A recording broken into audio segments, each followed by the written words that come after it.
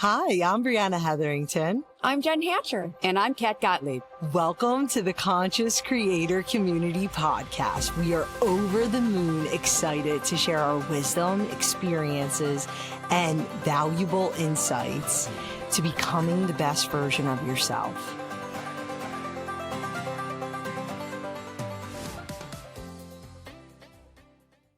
Can I ask you a question?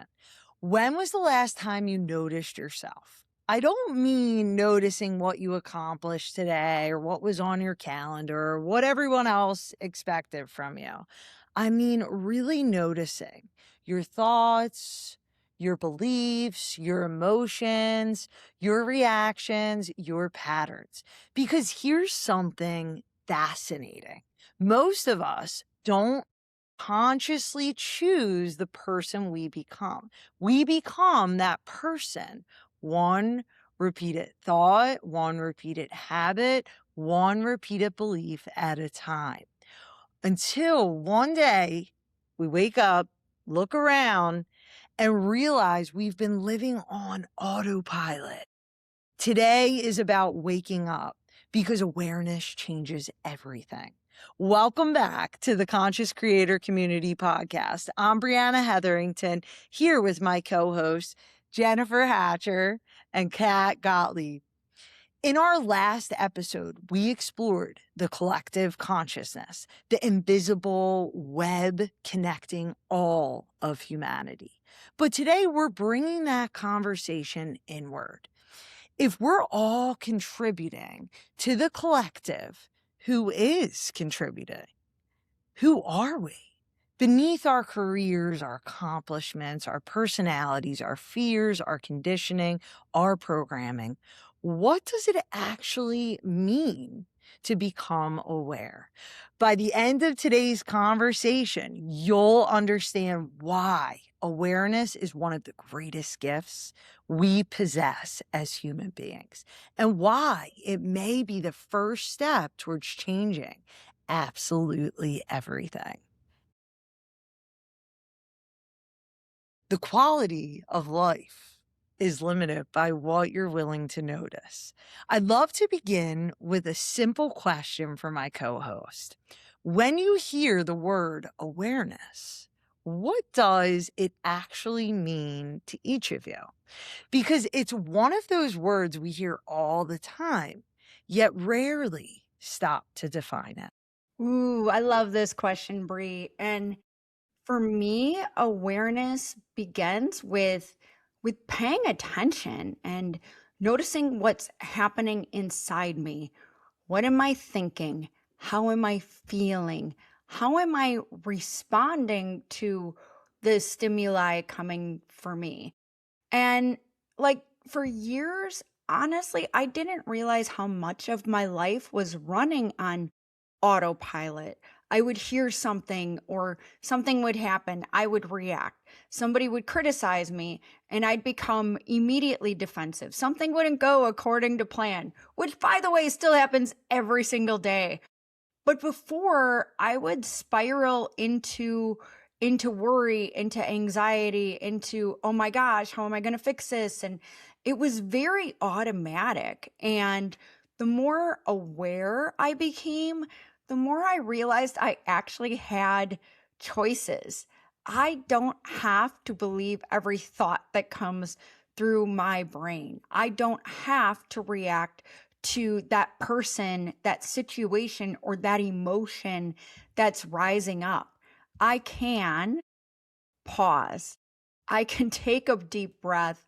I can simply notice what's happening. And then I get to decide how I want to respond. That awareness and that tiny pause changed everything. And it's important to understand that awareness doesn't immediately change your life. It changes your choices, and your choices change your life. I love that because awareness to me is like walking into a room you've lived in your entire life, but finally you turn on the lights. Nothing inside the room has changed. Like the furniture's still where it's always been. The memories in this analogy is already, they're there. They've just always been there. So like this includes like your beliefs and habits, your emotional patterns. They've all been quietly sitting there for years, for your entire life. Awareness simply illuminates them. And here's the important part. Awareness doesn't ask us to judge what we see. It simply asks us to notice. I think that's why awareness is such a relevant topic today, because it can feel both liberating and uncomfortable. Sometimes we discover beautiful parts of ourselves that we forgot existed. But then other times we notice the clutter we've been carrying on and carrying for decades. It's what I mean by that, it's like the old stories, the inherited beliefs that we carry around. It's the opinions that aren't even our own. And the thing about awareness is it just simply shines a light on those things. What we choose to do with what we discover during this process, that's where transformation begins. Because here's the thing, awareness isn't judgment, it's illumination. Love that, Kat. So true. And what's fascinating is modern psychology describes something very familiar to what Kat is talking about. Our brains are designed to conserve energy. Researchers estimate that much of what we do every day operates automatically through learned habits and repeated neural pathways. That's actually a wonderful survival mechanism that we all have. It allows us to drive a familiar routine without thinking about every single turn. For example, brushing our teeth, tying our shoes. But here's the downside. The brain can also automate fear.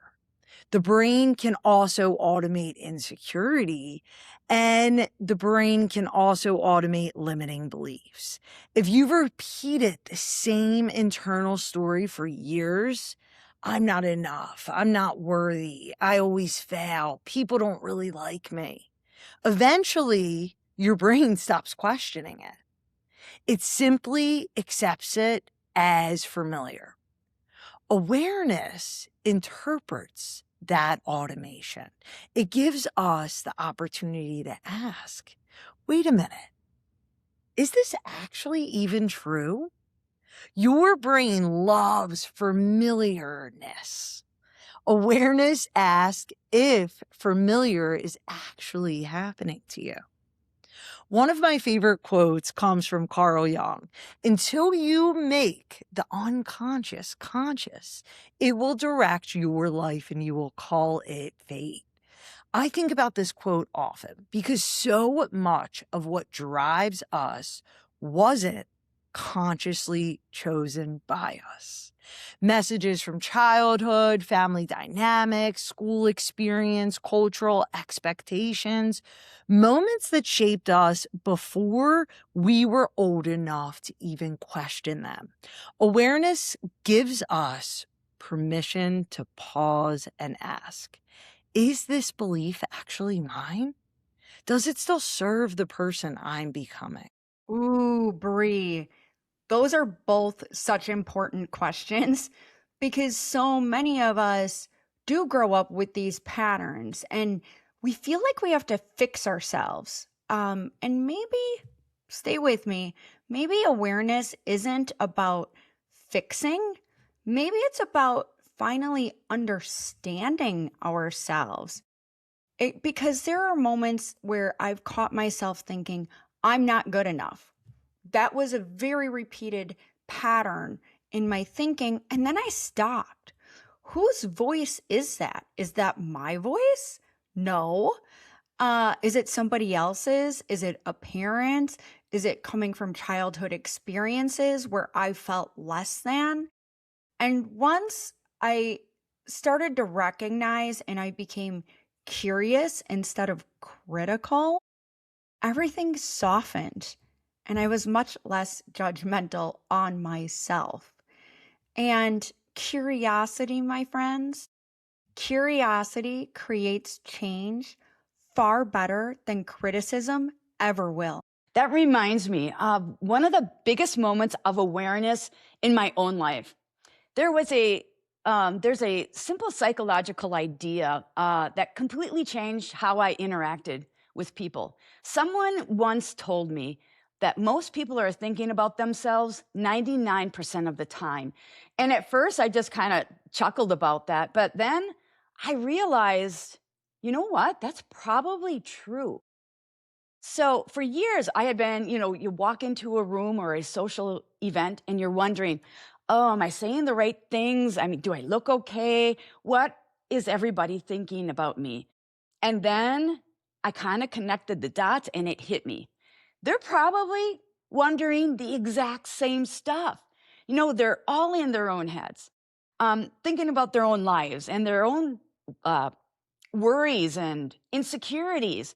That awareness instantly removed so much pressure from me. So instead of trying to perform, I chose something else. I wanted to become curious. So I started asking people, more questions about themselves. Once I got out of my head, I had the ability to start thinking about other people. So with those questions, I was able to listen more and really trying to understand and connect to people instead of worrying about impressing everyone. And it completely changed the way I connect with people. Sometimes awareness doesn't change the world around us. It changes the lens through which we experience it. The moment you stop performing, you finally begin connecting. Ooh, isn't that the truth, Kat? Well, I'd love to hear from both of you. Has there ever been a belief you carried for years only to realize later it wasn't actually true?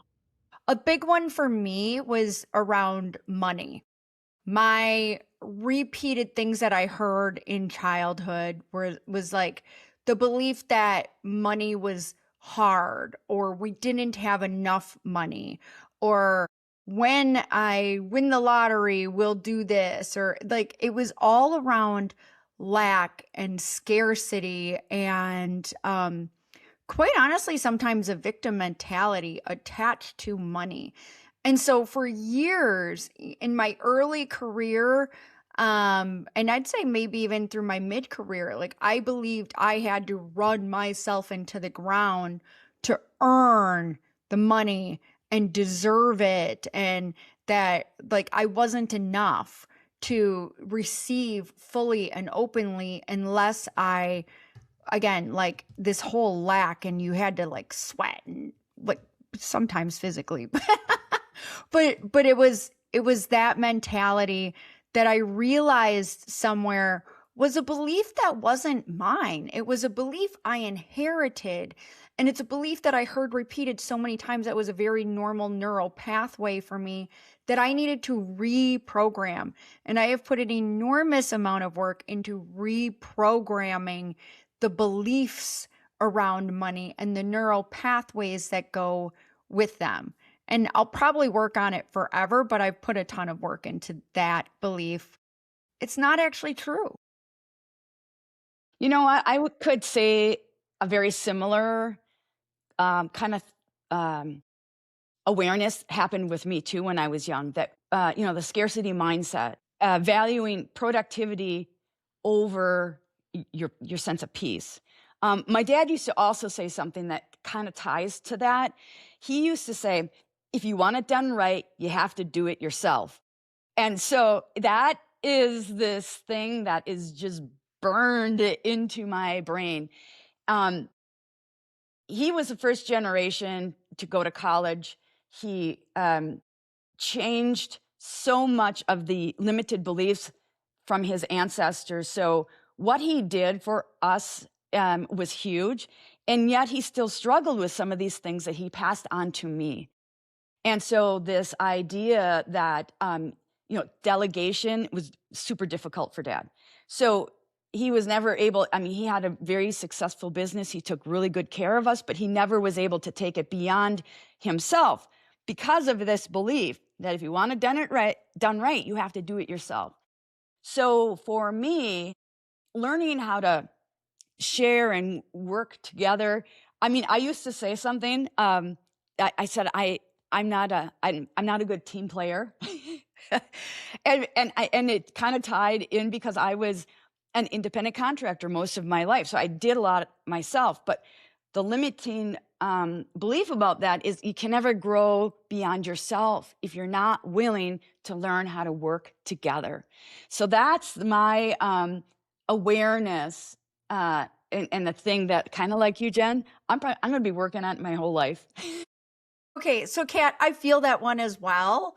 And I will also be working on that my whole life. You are not alone. But yes, like I had to mute myself because my reactions were so like visceral and big.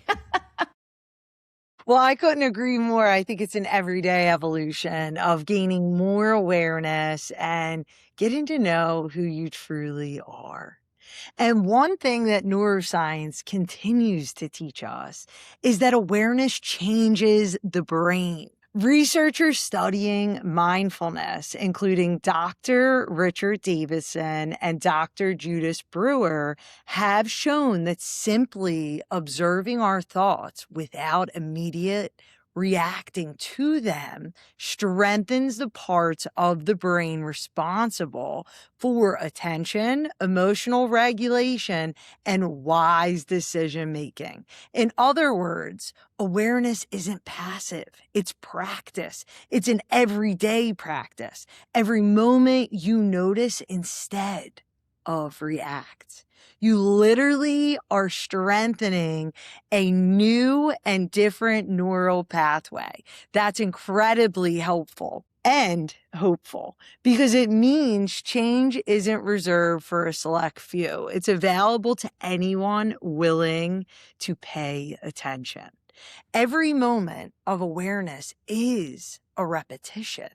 Every repetition begins rewiring your brain. I think that's why I am fascinated by the word wonderment, and it's become such a big, important part of my life because wonderment at its core is awareness without judgment.